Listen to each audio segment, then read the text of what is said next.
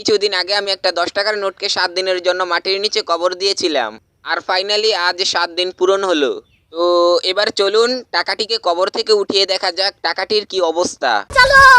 তো প্রথমেই চলে গেলাম যেখানে আমরা টাকাটিকে কবর দিয়েছিলাম। এবার একটি চামচ নিলাম, চামচটি দিয়ে কবরটিকে খোদা শুরু করে দিলাম। খুবই সতর্কতার সাথে মাটিগুলোকে সরাতে হবে, যাতে করে টাকাটির উপর কোনো আঘাত না লেগে টাকাটি ছিঁড়ে যায়।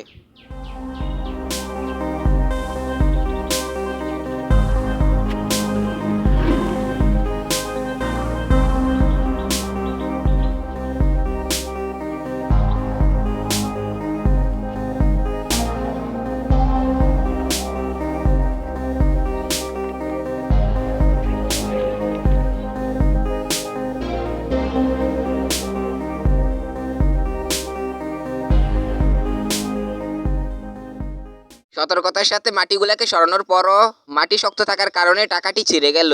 টাকাটিকে 7 দিন মাটির নিচে রাখার পর তেমন একটা কিছুই হয় নাই, জাস্ট একটু রংটা ডিসকালার হয়ে গেছে।